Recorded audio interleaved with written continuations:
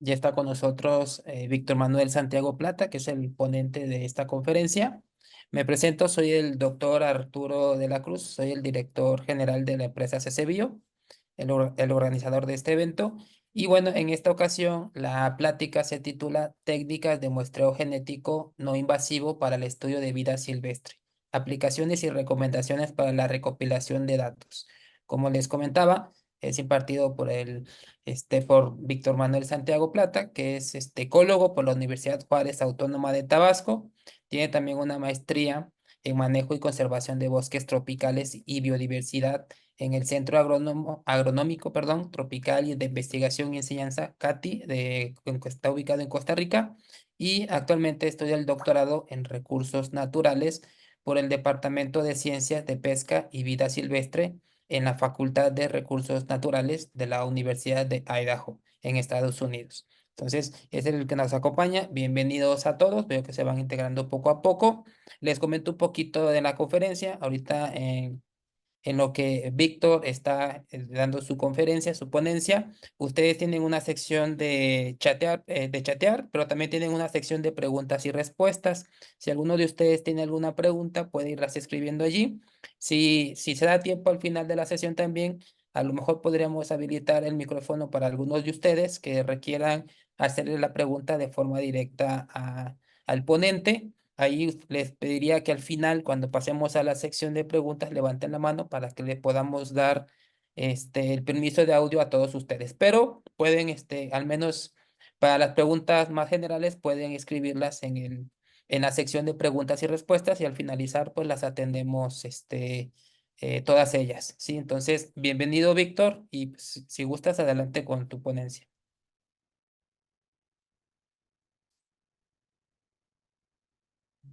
Ya, hola, muchas gracias Hugo por la introducción y muchas gracias también por la invitación. Espero que sí me escuchen muy bien. Bueno, a comenzar porque creo que solo tenemos 40 minutos. Espero ajustarme el tiempo y podamos tener espacio para las preguntas. Y si no, como dice Hugo, pueden escribirlas en el chat y con mucho gusto o al final en el correo que aparece también pueden enviarme alguna pregunta. Bueno, ya dijeron el título de la conferencia y comencemos. No sé si... Ok, ya cambió. No sé cómo el, el background de todos los asistentes, pero bueno, todos aquellos que estamos relacionados a la conservación y manejo de la vida silvestre, estamos conscientes que los retos que enfrentamos para conservar la flora y la fauna cada vez aumentan más. Estamos conscientes de que el crecimiento demográfico, la conservación de tierras para la agricultura, la pérdida de hábitat y la fragmentación de hábitat, así como el cambio climático, son amenazas constantes hacia la biodiversidad. Es por eso que la lista roja de la IUCN ha catalogado diversidad de especies dentro de amenazadas y tenemos, no sé, cerca de más del 40% de los anfibios en el mundo que están amenazados, más del 25% de mamíferos, así como aves y otras especies de flora y de fauna.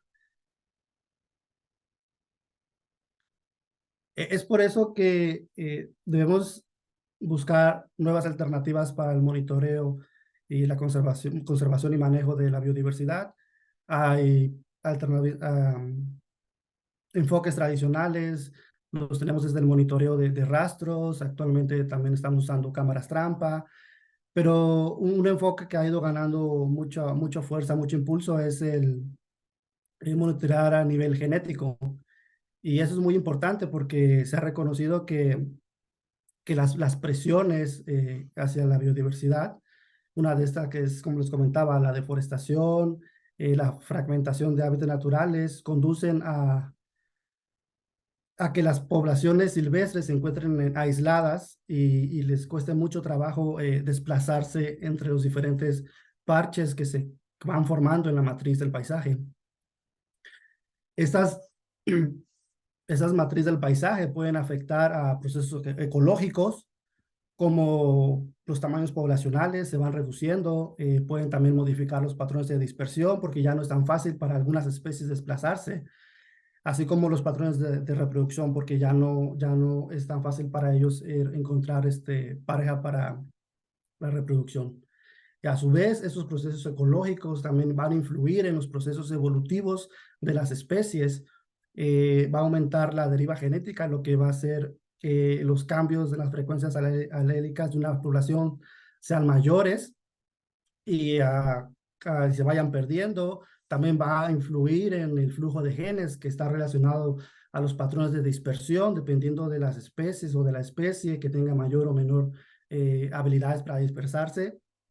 Va a reducir su flujo genético, así como la disminución del apareamiento al azar entre las especies. Esto, como van a tener ambientes aislados, no van a poder reproducirse con individuos de otras poblaciones, sino comenzarán a reducirse entre los individuos de la misma población, aumentando lo que es la endogamia. Y bueno, esto afectará a nivel genético en la población porque vamos a tener una disminución en la variación genética, vamos a tener un aumento en los efectos de botella, va a reducir el intercambio genético y bueno, en general, si reducimos el tamaño de las poblaciones y reducimos la variación genética, eso va a afectar en la capacidad de, de las especies para soportar cambios en el ambiente, para estar preparados para las enfermedades. Y a su vez, esa especie será menos capaz de producirse con éxito, menos adaptable a su entorno y bueno, al final tendremos una extinción de las especies, ya sea a nivel local y eventualmente irán desapareciendo dentro del paisaje. Ante esto, el monitoreo genético es muy importante para la conservación y el manejo. Tenemos ejemplos de seguimiento genético y con esta información podemos recopilar o podemos responder muchas preguntas. Es por eso que esos muestreos han permitido a los investigadores probar diferentes hipótesis para poblaciones silvestres relacionadas, como les mencioné anteriormente, con sus procesos ecológicos y sus procesos evolutivos. Una primera categoría que podemos trabajar con monitoreo genético es, podemos conocer parámetros demográficos, podemos conocer en categoría 1A, por ejemplo, por así decirlo, podemos saber la abundancia en el sitio, podemos saber identificar los individuos también, podemos saber las tasas de migración o inmigración. Por otro lado, también podemos definir especies, si hay especies muy difíciles de monitorear o de ver mediante técnicas, ya sea de cámaras trampa o mediante rastros. Tal vez podemos, mediante monitoreo genético, o, identificarlas. Podemos saber si hay problemas de hibridación. Aquí en Estados Unidos es muy común que los lobos estén reproduciendo con coyotes, entonces hay un problema muy fuerte hacia en la otra costa del país, donde hay, hay una alta tasa de reproducción entre lobos y coyotes. Otra categoría es podemos conocer parámetros de la población a nivel genético, podemos saber la variación genética y comparar entre las diversas poblaciones, podemos saber si hay recambio de genes, podemos saber cómo está estructurada la población, podemos saber el tamaño poblacional. Y bueno, una última categoría está más enfocada a cuáles son eh, los efectos que tiene el cambio climático y la cacería en las especies a nivel genético, cuáles son esos genes que se están adaptando a los diversos cambios que están habiendo en el ambiente. Y ante esto, bueno, el número de publicaciones sobre monitoreo genético enfocados en la vida silvestre ha ido en aumento desde el descubrimiento sí, desde el descubrimiento de lo que es el PCR, del PCR, donde se puede amplificar una gran cantidad de pequeñas partículas de ADN, ha aumentado en mayor medida. Este es solamente una publicación de 2011 y hasta el 2009 teníamos cerca de 100 publicaciones. si les gusta 13 años, 14 años después, les aseguro que las publicaciones van en aumento. Y bueno, en cuanto al monitoreo genético, esta plática está enfocada al monitoreo genético no invasivo, pero también tenemos un monitoreo genético invasivo, que es, en su momento fue como el método más usado, como los métodos tradicionales, donde se podrá obtener la sangre y el tejido de los individuos mediante su captura. Sin embargo, esto requiere que se cree como un grupo de trabajo compuesto por biólogos, ecólogos, veterinarios, para estar monitoreando la salud del animal mientras se hace la extracción de la sangre o del tejido. Y bueno, también lleva riesgos cuando se hace el manejo de las especies, porque algo puede salir mal. Eh, por otro lado, cuando trabajamos con monitoreo genético no invasivo, bueno, este ofrece un gran potencial para aplicaciones de investigación y gestión en biología en la vida silvestre. En este caso, los investigadores o los científicos pueden obtener ADN de una variedad de fuentes que los animales van dejando en su paso por el hábitat y sin necesidad de manipular o ni siquiera de observar al animal. Hay una gran cantidad de recursos que se pueden ir colectando. Y hablando un poco de historia, el monitoreo genético no invasivo es un campo relativamente nuevo. Este comenzó hace unos 30 años, en 1992, cuando querían estudiar osos pardos y al mismo tiempo estaban estudiando los chimpancés, la estructura social de los chimpancés. Los recursos más comunes para monitoreo genético no invasivo son dos. Uno es el pelo de guardia en los mamíferos y el otro recurso que es muy abundante es la colecta de excretas. En cuanto a lo que se relaciona a extraer ADN basada en pelo de guardia, bueno, hay diferentes enfoques para colectar los pelos de guardia en mamíferos. Esto va a depender mucho de las especies, el presupuesto también. Hay diferentes trampas para colectar esto. Como les dije anteriormente, depende de la especie. Aquí les pongo tres ejemplos. Uno es para felinos, el otro son para nutrias de río y el otro son para osos, y cada uno cumple su función de colectar los pelos de guardia. Algunos usan atrayentes, otros solamente ponen eh, cerca de las madrigueras. Usualmente los pelos se colectan en sobres de papel o de plástico y son rotulados con información base, como cuando salimos a campo y colectamos o buscamos rastros o ponemos cámaras trampa, ya sea ponemos la fecha, ponemos el sitio de colecta, usamos las coordenadas, porque eso es muy importante también, porque si podemos llegar a identificar a nivel de individuos y colectamos la coordenada del sitio donde colectamos la muestra y más adelante en otros sitios colectamos al mismo individuo, podemos saber que el individuo se está desplazando entre los diferentes sitios. Y como les decía, el método más usado actualmente es la colecta de ADN mediante excretas. Y bueno, ese es el método más común entre los enfoques de monitoreo no genético no invasivo, principalmente porque las excretas son fáciles de encontrar en campo y siempre vamos a encontrar. Eh, Dependiendo de la especie también es donde es la cantidad de excretas, la facilidad o dificultad para encontrar excretas. Actualmente para felinos están usando perros para encontrar excretas de los felinos.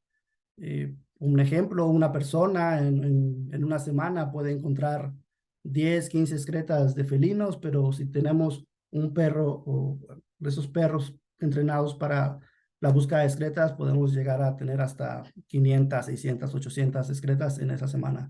Los perros son muy, muy buenos para eso. Y se usa mucho, no solo en felinos, también están usando ahora para encontrar excretas de nutrias o para encontrar excretas en el mar con perros detectores.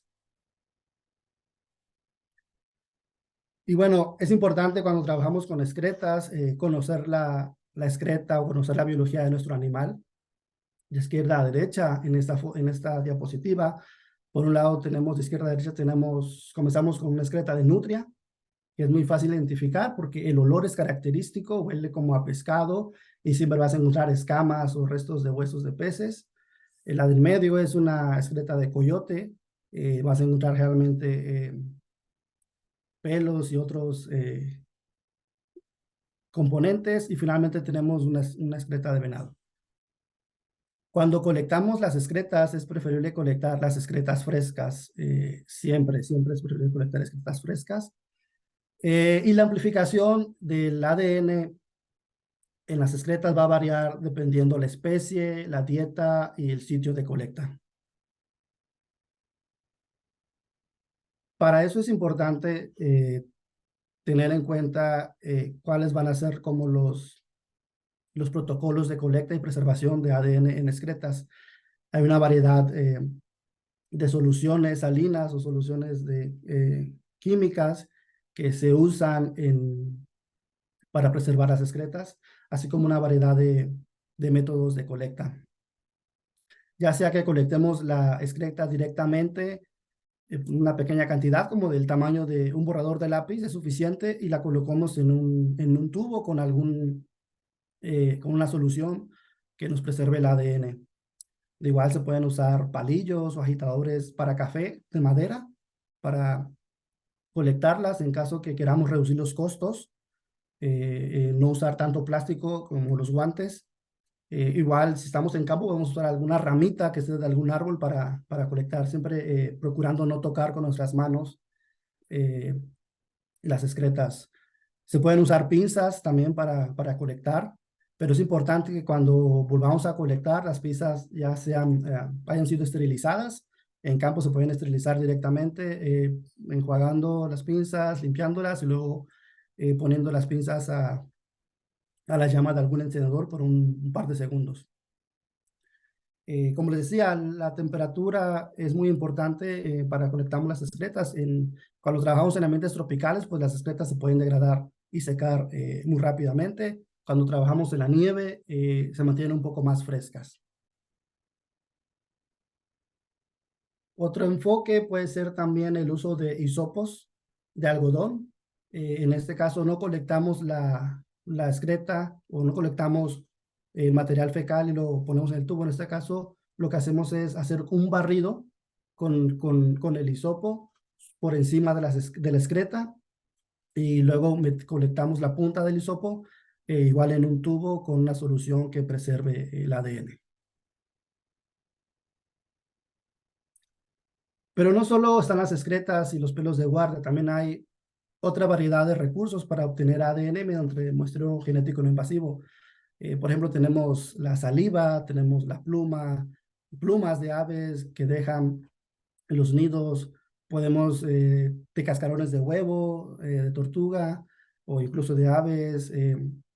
Tenemos una gran variedad de recursos. En el caso de la saliva, incluso podemos identificar cuál fue, si tenemos algún conflicto entre depredador y humano, donde algún depredador está atacando el ganado, podemos hacer algún barrido con un hisopo de los sitios donde el ganado fue mordido y determinar cuál es el depredador que está atacando el ganado.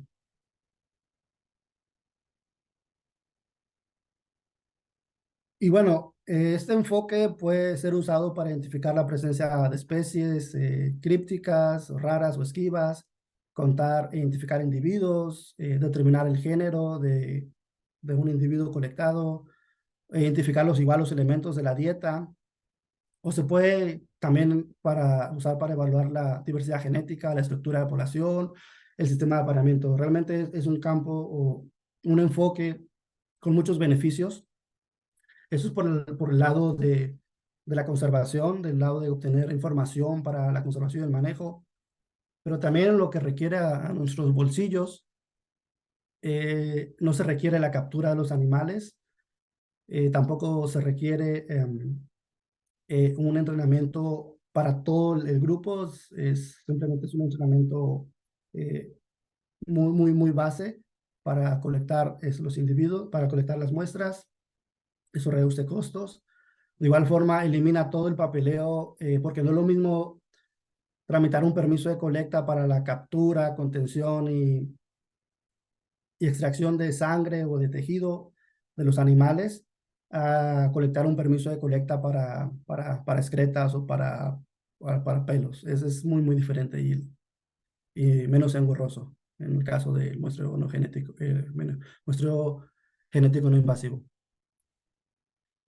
Podemos colectar mayor cantidad de muestras a mayor escala. Como les comentaba, es posible encontrar excretas mayor cantidad, a diferencia de tratar de colectar un individuo. En mi caso, yo trabajo con nutrias y algunos felinos y realmente las nutrias son individuos, son animales semiacuáticos, son especies semiacuáticas y es muy difícil capturarlas, de hecho, y luego están en protegidas a nivel nacional e internacional, y entonces es muy, muy, muy complicado. Por eso trabajar con excretas ha sido más fácil para los investigadores y obtener esta información genética. Menor costo por muestra, bueno, como conforme vas colectando muestras, vas aumentando tu tamaño de muestra, lo cual reduce los costos. Y eso también es muy bueno porque muchas veces no tenemos como todo el presupuesto que quisiéramos para desarrollar nuestra investigación. Y bueno, como les decía anteriormente, permite la detección, el monitoreo de especies que no se dejan ver, que son muy esquivas. Entonces es posible mediante este enfoque poder determinar si la especie está en el sitio. Pero bueno, como tenemos beneficios, también tenemos desafíos. Principalmente porque este es un enfoque en constante evolución y recuerden que es hace apenas 30 años y sigue en evolución.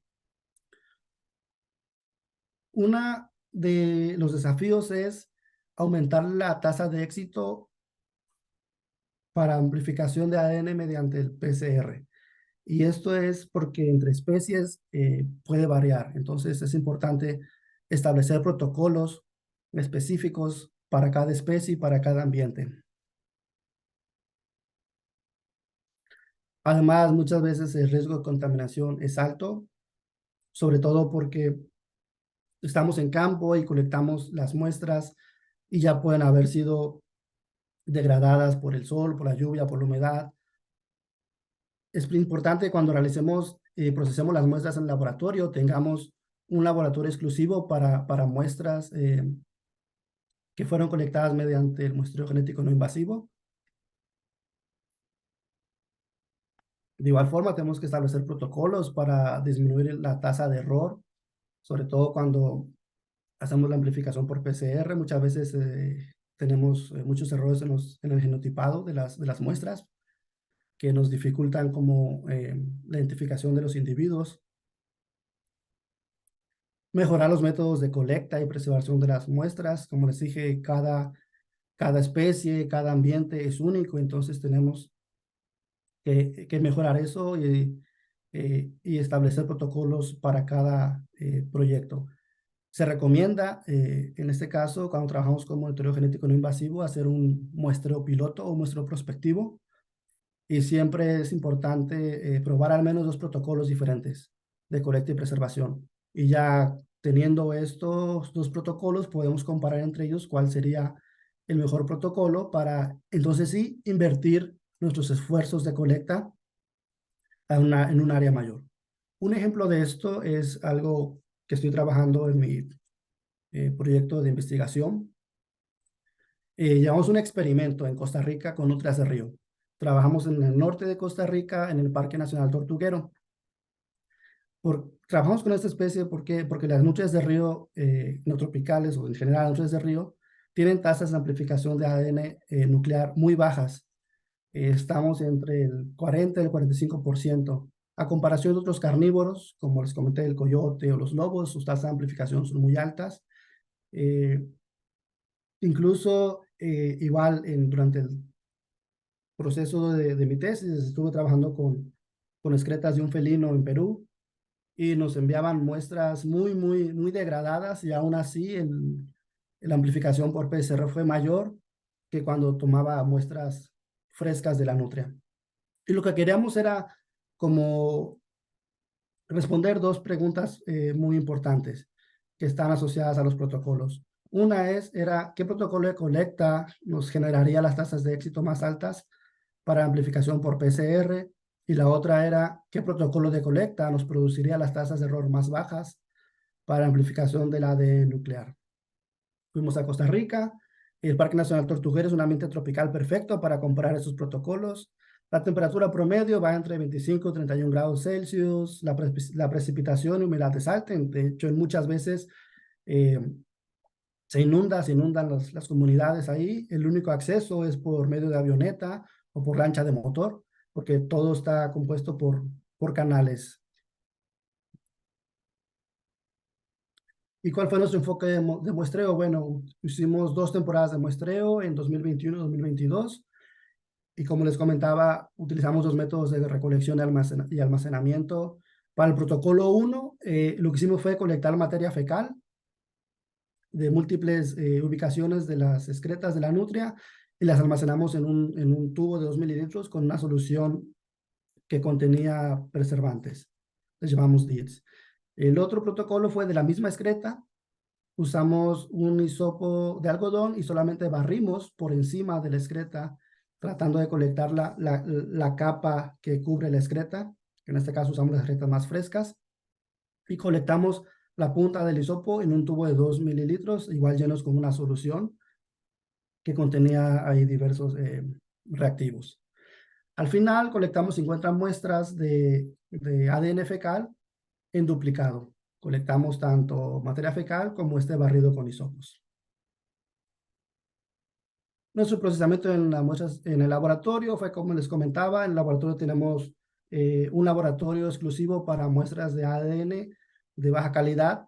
No es que sean malas, les llamamos de baja calidad porque están expuestas a la temperatura, a la humedad y a la precipitación, y no es lo mismo colectar las excretas, obtener ADN de las excretas que obtener ADN de la sangre o de los tejidos. Aplicamos 2 protocolos de extracción de ADN y de procesamiento. Igual hicimos la amplificación usando microsatélites, usamos la secuenciación, identificación de los genotipos. Al final, para responder nuestras preguntas, pues sí, nuestra pregunta, y fue lo que hipotetizamos, porque nuestra hipótesis fue muy parecida a lo que habíamos pensado. El uso del barrido externo con el hisopo fue el mejor método de colecta. Y para reducir las tasas de error, igual el uso del barrido externo con hisopo fue el mejor método. Ya con estos resultados, ya ahora sí decidimos usar el uso del hisopo para aumentar nuestra área de estudio. Cubrimos una mayor parte del norte de Costa Rica y fuimos capaces de colectar, no sé, arriba de 200 muestras usando este método. Seguimos procesando y bueno, nos ha sido muy, muy, muy útil. Bueno, hay unas consideraciones a tomar en cuenta cuando trabajamos con muestreo genético no invasivo, y aquí se las voy a dar. Tiene mucho que ver con mi experiencia en campo y con mi experiencia colaborando en otros proyectos, con otros amigos y colegas que están estudiando aquí también y que trabajan con osos, con pumas, con jaguares, con wolverines. Entonces, es importante tener en cuenta que los factores que pueden afectar nuestra tasa de éxito pueden ser el método de extracción y la optimización del PCR. Tenemos que desarrollar estos protocolos para nuestra especie y para nuestros ambientes. Otra cosa que nos puede afectar puede ser el tiempo que la muestra pasa en el campo. Esto puede variar desde una semana hasta 3 meses, dependiendo nuestro presupuesto y cuánto planeemos estar en campo colectando muestras. En determinado momento se pueden llegar a congelar las muestras y planeamos estar más de 6 meses colectando muestras en el campo. O se puede enviar directamente al laboratorio. Las condiciones climáticas en el sitio, como les comentaba, las excretas, como son el recurso más común para hacer monitoreo genético no invasivo, están expuestas a condiciones ambientales que pueden acelerar la degradación del ADN. Temperatura, precipitación, humedad, dependiendo de la especie, puede estar en sitios muy húmedos que produce el crecimiento de microorganismos, de hongos, de bacterias, que también eso también afecta. Los métodos de conservación de las muestras, como les decía, la importancia de realizar muestros pilotos, con al menos 2 protocolos de colecta para comparar entre ellos y determinar cuál es el mejor, y así reducir los costos. El tiempo que vamos a esperar entre la colecta de la muestra hasta su extracción, hasta la extracción del ADN. Si no tenemos planes de hacer la extracción en mediano plazo para las muestras, a veces pueden congelarse. De hecho, hay soluciones o reactivos que pueden preservar las muestras hasta 6 meses a temperatura ambiente, pero siempre es importante evitar que a las muestras les dé directamente la luz solar. Y finalmente, bueno, es importante considerar que la dieta de los individuos, principalmente cuando trabajamos con excretas, puede afectar también la amplificación por PCR y nuestra tasa de éxito. Eso es porque las excretas tienen restos de presas que pueden estar inhibiendo la amplificación por PCR.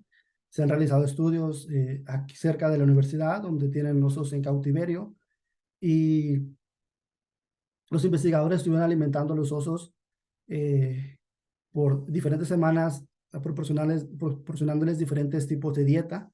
Entonces se dieron cuenta que cuando variaron a una dieta basada en peces, el porcentaje de amplificación de las excretas que colectaban disminuyó. Entonces, puede ser que los peces también tengan algún tipo de inhibidor cuando los queremos trabajar para amplificación de ADN.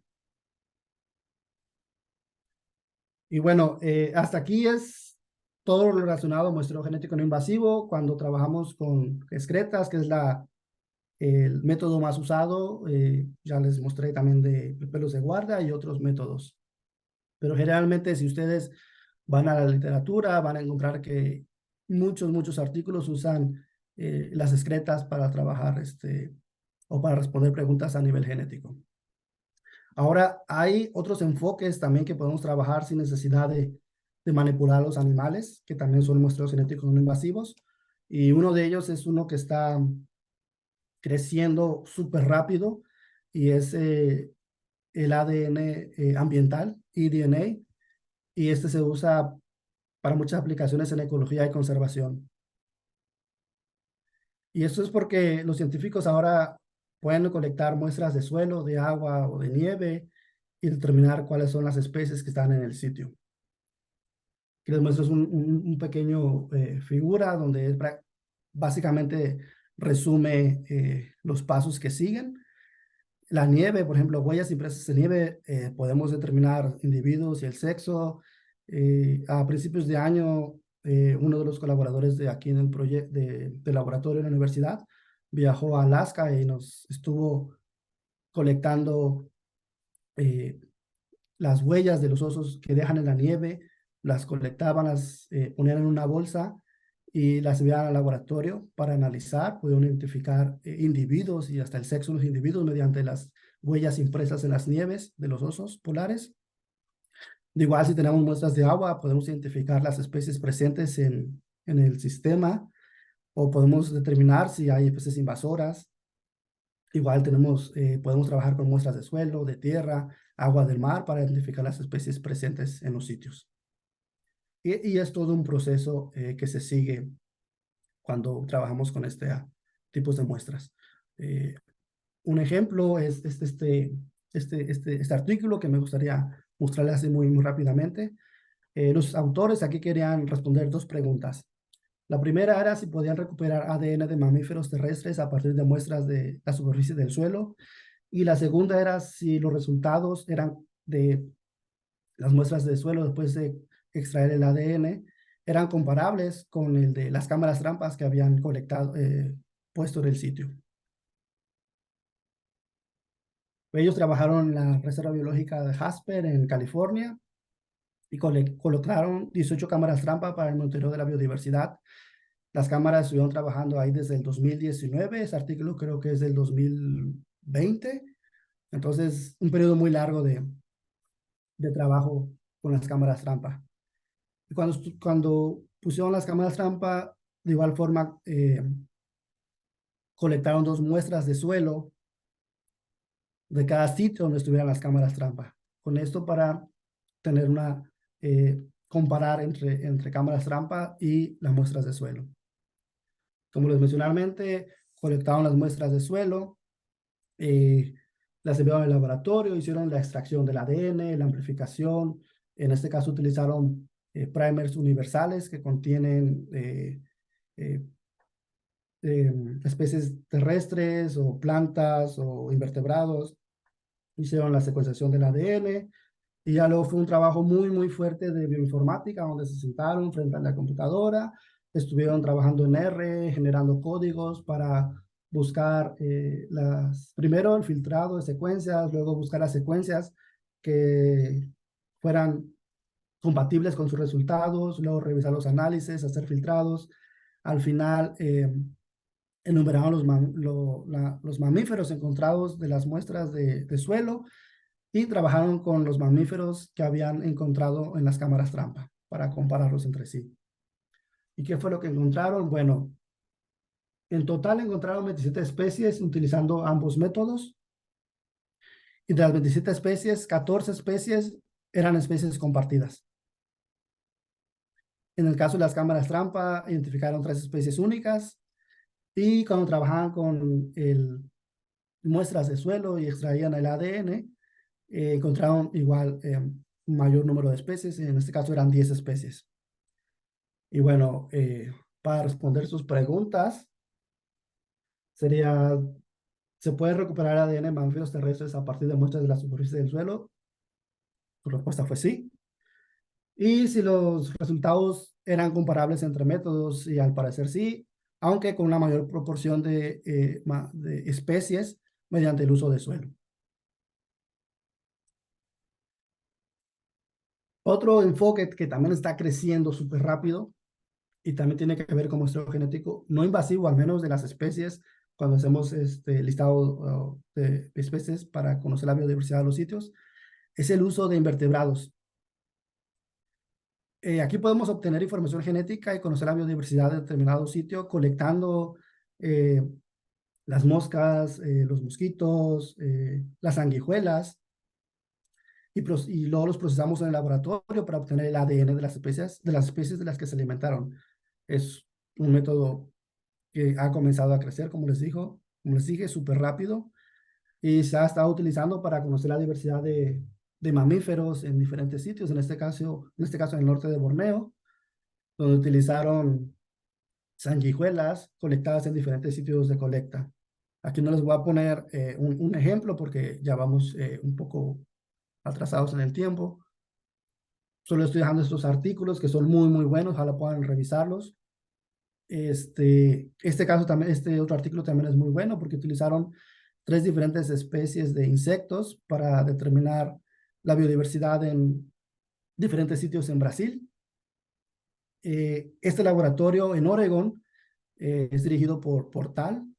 Él está haciendo cosas muy interesantes con monitoreo genético no invasivo. Está trabajando en Oregon, en el estado de Washington, pero también trabaja en Guatemala, en Brasil y creo que en Colombia. Si tienen una oportunidad, yo les recomiendo que entren a su página de internet o incluso pueden escribirle por si tienen interés, tal vez en un futuro, de colaborar con él.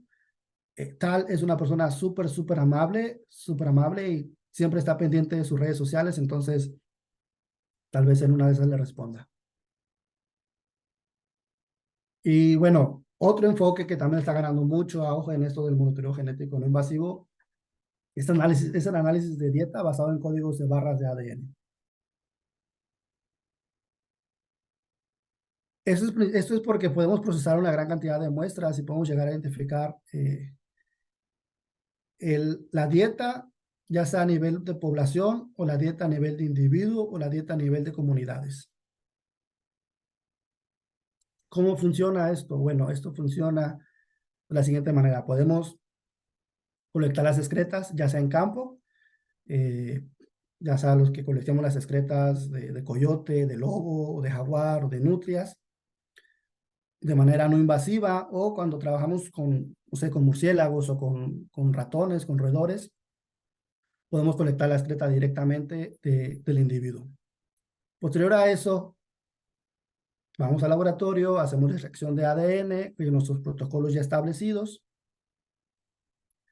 amplificamos la muestra utilizando marcadores moleculares universales, ya sea para vertebrados, invertebrados y plantas, dependiendo de lo que nosotros conozcamos de la ecología y biología de nuestra especie o de nuestras especies. Hacemos una secuenciación de alto rendimiento, o también llamada nueva generación. Este es un método usado para secuenciar millones de fragmentos de ADN al mismo tiempo. Y bueno, la parte ya que es así de mucho generar códigos y trabajar en R es la parte de bioinformática, porque aquí tenemos que buscar bases de datos en Internet donde estén almacenadas secuencias asociadas a nuestras especies que identificamos en las excretas. Hay que estar trabajando con ya sea bases de datos locales, nacionales o internacionales. Al final, ya depende de nosotros cómo manejamos la información. Podemos trabajar a nivel solamente de dieta exclusivamente y decir, oh, bueno, esta especie consumió estos individuos, estas otras especies, y podemos trabajar tal vez a nivel de temporadas, decir, ok, esta población de lobos consumió en la temporada de secas esto, en la temporada de norte es esto, en las lluvias esto, o en invierno esto, y cómo fue variando. O incluso podemos llegar a nivel de individuos y decir, ok, este individuo consumió estas especies en esa temporada y luego se movió a este lugar y consumió estas especies. Podemos llegar a ese nivel ya muy definido, o también podemos trabajar con redes tróficas, en dado caso que quisiéramos trabajar con comunidades. Ya de nosotros dependerá cómo manejamos la información. Un artículo que me parece súper interesante es este. Ellos trabajaron en Belice y colectaron 80 muestras fecales, 80 heces de 25 especies de murciélagos diferentes en una zona arqueológica en Belice. Siguieron el mismo proceso que les mencioné anteriormente. Enviaron las muestras al laboratorio, trabajaron con primers universales, hicieron toda esta parte de bioinformática, buscaron secuencias, eh, cotejaron las secuencias, hicieron el filtrado de las secuencias para al final tener como las especies que consumían los murciélagos que ellos seleccionaron para estudiar. Entonces ellos hicieron estas redes que también se pueden hacer eh, cuando trabajamos con excretas y a nivel de ADN. Y bueno, ya para finalizar, que creo que ya me pasé de tiempo, eh, solo consideraciones finales. Bueno, actualmente los avances tecnológicos han ampliado las herramientas disponibles para nosotros, los que nos dedicamos a la conservación de la vida silvestre, tanto ecólogos, biólogos, manejadores de vida silvestre, de recursos naturales. Entonces hay que tomar ventaja de todos estos avances tecnológicos, no solo a nivel genético, también a nivel de sistemas de información o todo lo nuevo que hay sobre modelos de distribución de especies. O sea, es importante tomar ventaja de todos los avances tecnológicos para el manejo y la conservación de la vida silvestre. Un desafío constante cuando realizamos estudios a partir de un monitoreo genético no invasivo es, como les decía, tenemos que seguir mejorando los protocolos de colecta y preservación del ADN eh, para aumentar la tasa de éxito de lo que queremos trabajar, y de esta manera también ir reduciendo costos. Y bueno, otra cosa muy importante que comienza actualmente a despegar es el campo donde se está estudiando los genomas microbianos de muestras fecales, o los microbiomas que hay en cada muestra fecal. Esto nos puede proporcionar información muy valiosa para los estudios de vida silvestre, conocer tal vez si hay algún tipo de patógenos en el sitio que se puede estar moviendo, o que nuestros organismos focales puedan estar desplazando entre un sitio y otro. Y yo creo que ya me pasé, y espero no haberlos abrumado con tanta información, porque realmente es mucha información y quise resumirla. Y bueno, muchas gracias por su tiempo y su paciencia. Muchas gracias, Víctor. Pues hay algunas preguntas. Les recuerdo al público que tenemos la sección de preguntas. El botoncito ahí está en la barra de información. Pueden estar, o pueden hacer la pregunta o o si gustan, ahorita veo que, por ejemplo, Jorge Luis levanta la mano. Si quieren, leemos las preguntas que ya están escritas y luego le doy, le abro el micrófono para que pueda, comunicarse con nosotros. Entonces, no sé si puedes ver la parte del chat, Víctor, ahí hay algunas preguntas. Sí, Vamos a ver a las primeras, por ejemplo, Sergio Camilo, que dice que cuando se toman las muestras en campo o fuera del laboratorio, se recomienda separar en pequeñas muestras para extracción de ADN total, es una pregunta. Y otra dice, o almacenar en un solo tubo y congelar. am, sí, cuando colectamos en campo, no es necesario colectar toda la muestra, muchas veces con una pequeña cantidad, eh, ya sea el tamaño de un lápiz de borrador, y se puede preservar ahí y ya dependerá de nuestras preguntas de investigación, qué es lo que queremos analizar en esas muestras, ¿sí?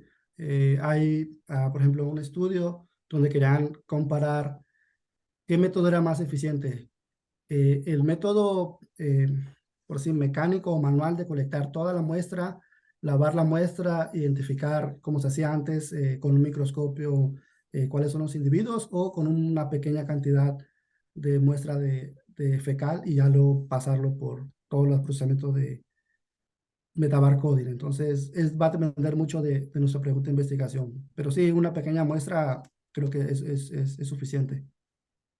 Ok, luego hace otra pregunta que dice, ¿qué protocolo de extracción puede ser más eficiente y afecta el tipo de método en el éxito de la PCR? Sí, como les comentaba, esto también varía dependiendo de la especie. Eh, o sea, tengo dos ejemplos. Estoy trabajando con las nutrias de río y con el gato de las Pampas en Perú. El gato de las Pampas en Perú, las muestras son muy, muy viejas. En algunas están ya muy secas, ni siquiera están húmedas, ni son recientes. Y en de las nutrias siempre colectamos muestras frescas. Entonces, aún colectando muestras secas, muy frescas de las nutrias, el porcentaje de amplificación de PCR fue mucho menor que colectando las excretas ya algo, no sé, viejas, por así decirlo, del gato de las Pampas.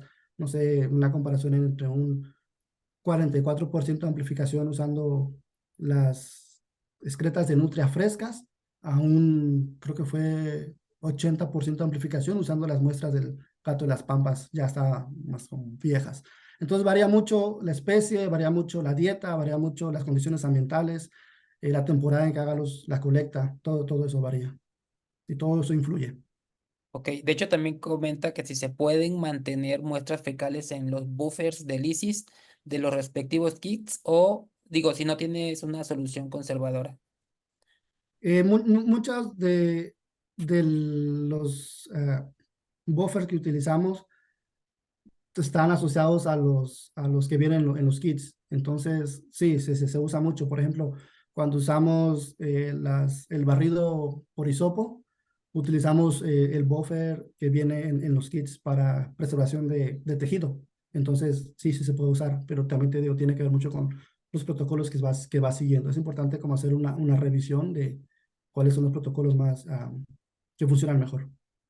Ok, y Josué Resina dice, en el caso de realizar estudios genéticos de anfibios anuros, que dice que entre paréntesis que es menos factible encontrar excretas, si conoces algún tipo de recolección que pueda ser más eficaz. Bueno, siempre partimos dependiendo de tu pregunta de investigación. ¿Qué es lo que quieres responder? Si quieres conocer si la especie está en el sitio, puedes tomar muestras de agua y procesar esas muestras y hacer el filtrado y saber si la especie está en el sitio o no está en el sitio. Si ya quieres conocer cosas más sobre diversidad genética, estructura y comparar entre sitios, ahí sí creo que tendrías que colectar a los individuos, con un hisopo hacer un barrido bucal por 30 segundos, colectar el tubito nuevamente en un buffer y analizarlo en laboratorio. Es O- como la muestra menos, invasiva, por así decirlo, usando el hisopo y hacer un barrido bucal por 30 segundos. En otros casos lo que hacen es cortar una pequeña parte de tejido de los anfibios, pero bueno, ahí se puede infectar, entonces no es tan recomendable. Ok, gracias. Y Sergio Camilo Malaver comenta que sí, ¿qué control de PCR puede usar para verificar si el ADN es óptimo? Puta, aquí son pruebas, así, pruebas de hacer pruebas, simplemente es lo que te digo. O sea, para eso tenemos nuestros pilotos y vamos gradualmente incrementando eh, el número de, ¿cómo se llama? De cómo manejamos todo el proceso del PCR. Un ejemplo es, nosotros teníamos un protocolo por PCR para las muestras de nutria frescas y nos dimos cuenta que en algunos casos había primers o microsatélites que estaban teniendo mayor, eh, como que estaban, ¿cómo se dice? Estaban influyendo en otros primers. Entonces, estos estaban amplificando más que otros. Entonces, lo que hicimos fue hacer como separar el multiplex que utilizamos y separar como los primers que mejor funcionaron contra los primers con menor amplificación y correrlos por separado. Eso puede ser una prueba, un método. Eso nos sirvió porque pudimos como que detener la parte en que los primers de mayor que amplificaban más estuvieran como influyendo en los otros primers que no estaban amplificando tanto. Entonces, al final, cuando corrimos por separado la PCR con estos nuevos dos multiplexes, ya obtuvimos mayor información e incrementamos el porcentaje de amplificación. Eso puede ser una opción. Ok, muchas gracias. Bueno, esta la voy a responder yo, Silvia Zúñiga, que nos comenta el tema de la grabación. Efectivamente, estamos grabando la sesión, la vamos a subir a YouTube y cuando la tengamos, le vamos a enviar a todos los que se registraron en esta conferencia por correo electrónico el link para que puedan ver la presentación si la quieren ver de nuevo. Entonces, ahora Bexabe Pérez hace una pregunta que comenta, en el caso de realizar análisis de diversidad en el medio marino con ADN ambiental, ¿cómo se puede subsanar el hecho de que es posible que en las muestras de agua haya restos de ADN de especies que realmente no estén ahí, sino que sus residuos fueron transportados por corrientes marinas?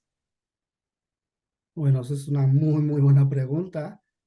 Eh, yo aplicaría un enfoque a partir del filtrado que hago de las secuencias encontradas, sabiendo como cuál es realmente la distribución de esas especies y tal vez tendría diferentes puntos de colecta en diferentes sitios para comparar si esa especie que identificamos no está ahí, también la identificamos en otro punto de colecta, tal vez fue algún error ahí o algo, como dice ella, algo, fueron transportados por corrientes marinas, entonces sí, o sea, yo lo manejaría de esta forma, checando cuáles son las especies potenciales para el sitio, viendo si esa especie que identificamos se ha reportado anteriormente en el sitio y tratando de tener diferentes puntos de colecta para comparar si volvemos a encontrar la especie o no.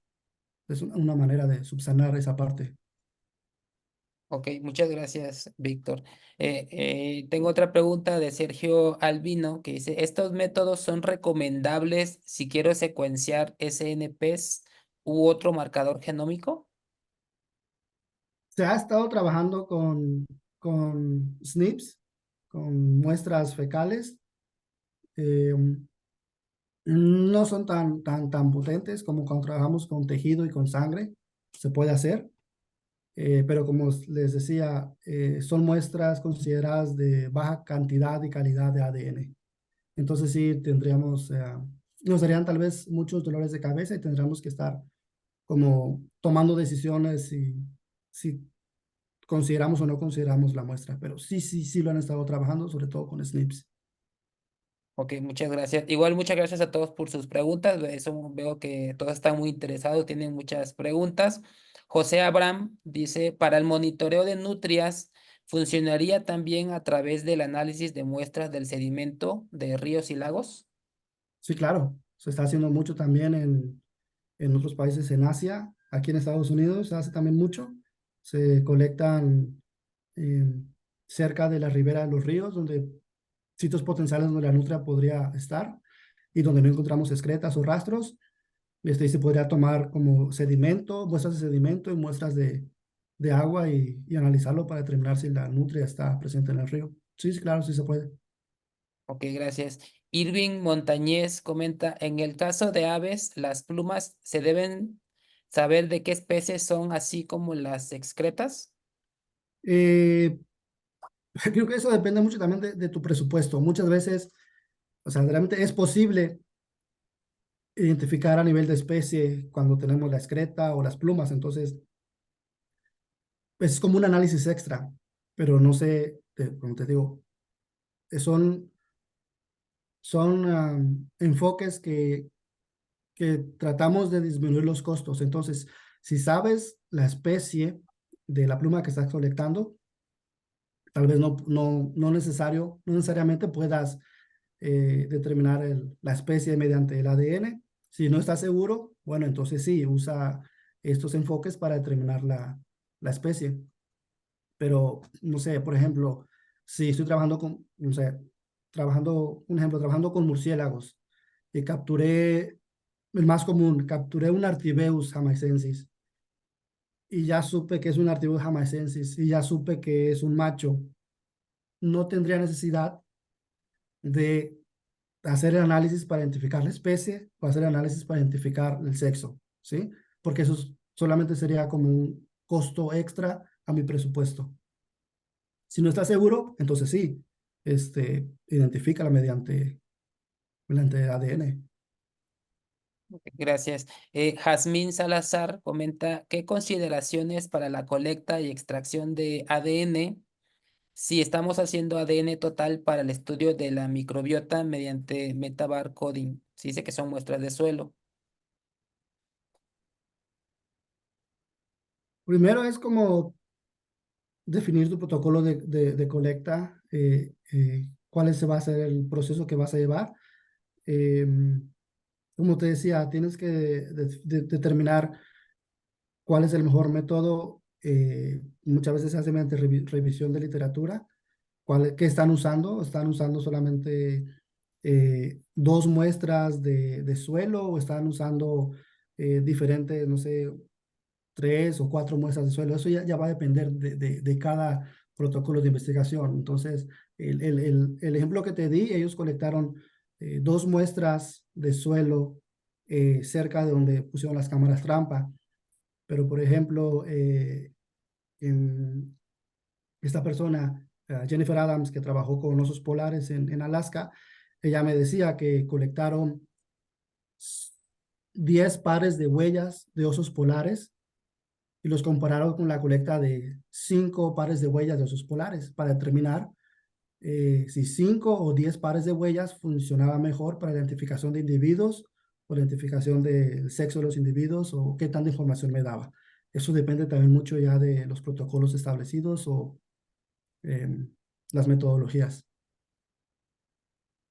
Ok, gracias. Linet Guzmán comenta, ¿se considera que este método sería mucho más eficiente para especies mayormente terrestres? Eh, pues, o sea, por eso aquí les puse diferentes enfoques. Si trabajamos con especies terrestres, bueno, pues podemos usar lo que son las excretas. eh, y cuando trabajamos con especies acuáticas, pues colectar las muestras de agua. Muchas veces también se está haciendo colecta como de la humedad o del rocío en el ambiente para determinar las especies presentes en el sitio, no necesariamente colectar suelo, agua o nieve, sino simplemente como ¿cómo les decimos? Como la humedad, el, el sereno del ambiente, por así decirlo, ¿no? Entonces se colecta eso y también se determina las especies presentes en el sitio. Es- Te digo, tiene que ver mucho con ¿qué es lo que quieres? ¿Cuál es tu pregunta de investigación? ¿Cuál es el mejor método? Eh, para responder lo que te interesa responder. Ok, muchas gracias. René Mestizo hace una pregunta. Dice, ¿es posible utilizar el tegumento que recubre la piel de los anfibios para realizar uno de estos análisis genéticos? Si, la, si lo produce directamente el anfibio, claro que es posible, claro que es posible. Sí, sí, es todo, cualquier cosa que produzcan los animales y que dejen detrás es posible usar. Ok, Obviamente gracias. se tiene que hacer como desarrollar los protocolos y, como les dije, hacer este muestreo piloto para saber si realmente me va a funcionar o qué método de colecta me va a funcionar más. Ok, gracias. Alan Paz pregunta, ¿qué tipo de sustancias se utilizan para poder almacenar y transportar correctamente la muestra? Pues eso varía. Una de las positivas les puse ahí como diferentes buffers que se utilizan. Algunos utilizan solamente colectando la muestra en tubos con sílica para preservar la muestra. Otras personas solamente ponen a secar las muestras. Otras personas ponen las muestras en diferentes buffers con diferentes reactivos. Eh, Eso ya depende del presupuesto, depende de los protocolos que hayas decidido utilizar. Por eso les decía, el muestreo piloto, comparando como al menos dos eh, métodos de colecta, es muy importante. Siempre un muestreo piloto es importante cuando trabajamos con muestreo genético no invasivo para no invertir o gastar dinero cuando podemos aumentar tal vez el área de estudio, el número de muestras analizadas. Ok. Emiliano Mendoza pregunta, para ADN mitocondrial, ¿qué tipo de muestreo recomiendas? De hecho, el muestreo genético no invasivo, o sea, también se puede hacer, podemos extraer ADN mitocondrial. Eh, Recordemos que este viene de las mitocondrias y tendrá que ver mucho, les digo, tu respuesta, tu pregunta de investigación. ¿Qué quiere responder? Tenemos que saber cuáles son las limitantes cuando obtenemos ADN mitocondrial, porque no estamos obteniendo todo lo que podemos obtener con la ADN nuclear. Solamente en este caso, cuando tenemos ADN mitocondrial, solo tenemos una parte de los padres del individuo, entonces la manera de analizarlo sería diferente, pero sí, sí se puede extraer ADN mitocondrial utilizando estos métodos de colecta. Ok, gracias. Sara Mora dice, ¿en estas excretas viejas han aplicado extracción de ADN mitocondrial? Sí, de hecho, muchas veces no es posible extraer ADN nuclear y se opta por trabajar con ADN mitocondrial y usar con los parámetros que tenemos o que nos da el ADN mitocondrial para hacer o responder nuestras preguntas de investigación. Sí, sí, sí, claro que se puede. Gracias. Y Bexabe Pérez nos sigue preguntando, nos comenta que con respecto nuevamente a los análisis de diversidad en el entorno marino, una de las limitantes del ADN ambiental pudiera ser que es posible que la identificación de los organismos a través de las muestras de agua no sea hasta el nivel de especie. ¿Cómo se podría realizar una identificación más específica? Bueno, es que esto pasa dependiendo. Recuerden que tenemos que tener una base de datos de referencia. Y muchas veces no todas las especies han sido secuenciadas y almacenadas en una base de datos de referencia. Entonces, aquí sí toca hacer mucho trabajo de bioinformática, buscar las secuencias en bases de datos locales, nacionales e internacionales para determinar y emparejar las secuencias que encontramos de las especies a tal vez de las secuencias más parecidas a las que se han sido secuenciadas en esas bases y están almacenadas en esas bases de datos. Podemos llegar hasta nivel de tal vez de orden o familia si no tenemos como esas especies o sea, secuenciadas. La manera de llegar a información más específica es lo que te digo, eh, buscar entre las diferentes bases de datos mundiales si hay, están las secuencias de esa especie o de especies cercanas a lo que nosotros encontramos. si no nos quedaríamos solamente hasta nivel de familia. Pero sí, uno de los, como es un campo que apenas está creciendo, no todas las especies han sido secuenciadas, entonces muchas veces es difícil llegar hasta nivel de especie o a nivel, un nivel más, más detallado, ¿sí? Es como el ejemplo que les puse de los murciélagos. eh, Llegaron hasta nivel de familia, creo, o de orden, porque tal vez no todos los insectos han sido secuenciados, entonces para no tener como esas diferencias, mejor trabajaron a nivel de orden o a nivel de familia. Gracias. De hecho, José Abraham Villa comenta con respecto a esta pregunta que en el caso de organismos marinos se recomienda usar sedimento marino y que hay artículos que demuestran que el sedimento marino es el mayor reservorio de ADN y que hay kits de extracción para esto. ¿Sí? Ah, mira, pues está súper bien, José Abraham, muchas gracias. Ahí está la oportunidad o para alguien que esté interesado en muestrear el sedimento marino, creo que pues está súper bien. Como les dije, esto sigue en constante desarrollo. Comenzamos con este muestreo genético no invasivo a través, mediante excretas, plumas, pelos de guardia y ha ido aumentando ya usando ahora nieve, agua y cosas así, pero hay que seguirlo refinando principalmente y generando la información genética y almacenarla para que podamos usar esa información en nuestros estudios futuros. Sí, muchas gracias. Y bueno, tengo aquí una mano levantada de José Luis Cortinas, no sé si todavía esté con nosotros, y le activé el permiso para poder activar su micrófono. No sé si todavía tenga su pregunta. Sí, sí me escuchan, disculpen. Te Sí, escuchamos sí, muy claro bien, que sí. sí, Jorge.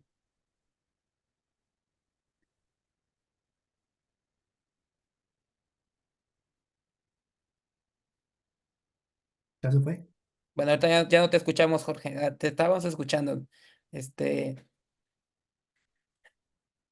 Veneno, por medio de biología molecular. Hay métodos no invasivos. No sé si gusta contestarme conforme voy haciendo la pregunta o hago todas y ya al final me pregunta.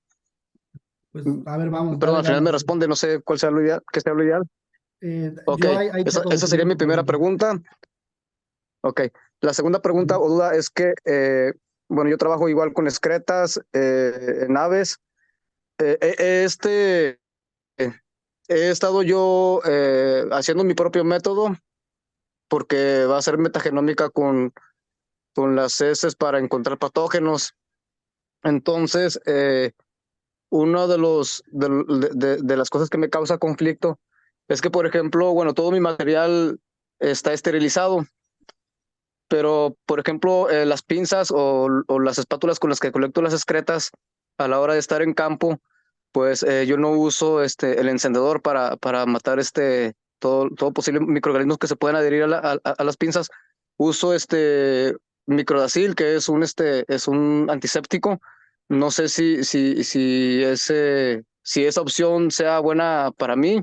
No lo hice en los artículos, es algo que yo he estado he ido conforme haciendo mis pruebas pilotos, pues lo he llevado a cabo. Y la otra es si cuánta cantidad debería yo de tomar, son aves pequeñas y medianas, para poder obtener un análisis efectivo en el caso de la metagenómica. Gracias. Ah, tu primera pregunta es si aún, o sea, es no necesariamente usar el encendedor cuando usamos pinzas, puede variar, puedes esterilizar tus pinzas o tus espátulas, ya sea sumergiéndolas en etanol o en alcohol. El método para esterilizar va a variar dependiendo de la persona y de los protocolos, como tú lo has dicho. Si tu protocolo hasta este momento te ha funcionado, pues entonces funciona, ¿no? Tal vez si tuvieras dudas, podrías comparar, que obviamente eso requiere costo, inversión de tiempo y dinero, comparar, ok, con, no sé, tal vez 10 muestras colectadas mediante este sistema y esterilizadas con este sistema, y otras 10 o la misma muestra colectada con este sistema y con este sistema para esterilizar y ahí determinar si te está funcionando o no te está funcionando, pero El método para esterilizar no necesariamente tiene que ser poniendo las pinzas al fuego. Puede variar, es dependiendo como lo que sea más fácil para ti transportar. Si puedes transportar tus pequeños botecitos de etanol o de lo que tú estás utilizando a campo y esterilizarlas ahí mismo, eso está muy bien. Pero te digo, esto ya depende de ti. Y la cantidad requerida, bueno, realmente no, como les decía, no necesariamente tienes que colectar toda la muestra, a menos que quieras comparar entre los diferentes métodos, ya sea el manual o el tradicional, donde separas todo manualmente, o el microscopio y mediante ADN. Pero bueno, hasta a mí me ha funcionado del tamaño de un lápiz de borrador, perdón, un borrador de lápiz, de ese tamaño, o sea, no muy grande, y eso me funciona, eso me funciona. Tal vez si estás un poco con dudas, lo que se puede hacer, lo que se recomienda es colectar la muestra, tu muestra en diferentes secciones. Tienes tu excreta y puedes colectar de la parte superior, de la parte del medio y la parte inferior. Y ya abarcas como todas las secciones de la excreta y ya puedes estar un poco más seguro de que estás cubriendo eh, como todos los posibles organismos que pudieran estar en la excreta. Disculpe, No sé doctor, ¿y el ácido úrico no influye en que haya por ahí alguna interferencia con los microorganismos? ahí sí no te sabrá decir. No he trabajado a ese nivel, pero sí, ahí sí. Ahí no te podría contestar esa pregunta porque no he trabajado a ese nivel. Pero creo que hay un buffer que utiliza el ácido úrico para conectar excretas y preservar excretas. Entonces, habría que revisar esos artículos y ver si realmente está influyendo o no está influyendo. Y en el caso de las serpientes, no sé si esa también pueda responderme. Sí, no te escuché esa, creo, porque creo que se fue tu micrófono. Pero dímela si quieres, Oh, no las sí, ok. En el caso de las serpientes, cuando quieres colectar veneno, ¿hay algún método no invasivo? Puch, no sé, ahí sí, no sabré decirte, no sabré decirte. Yo sé que hay como dispositivos que tienen como un resorte, pero se utiliza mucho para roedores. Entonces está un dispositivo, no sé, mi lápiz. Es como un dispositivo así que pones en el suelo con un resorte y es como una pequeña tablilla con algún cebador. Entonces ya el roedor llega, lo muerde, lo intenta jalar, pero al momento de jalarlo, el resorte hace que la tablilla se meta nuevamente al tubo y ya de ahí obtiene una muestra de saliva del roedor. No sé en serpientes si haya algo que pueda provocar que la serpiente muerda y inyecte el veneno y se pueda recuperar más adelante. Ok, doctor, muchas gracias. Hasta luego. Bueno, pues muchas gracias a todos los que preguntaron, a Víctor por atender esta conferencia, por su tiempo. Muchas gracias y pues a todos también, ¿no? Entonces, que estén pendientes de las siguientes conferencias que damos en la empresa, síganos en nuestras redes sociales y les agradezco a todos su tiempo. Nos vemos en la próxima.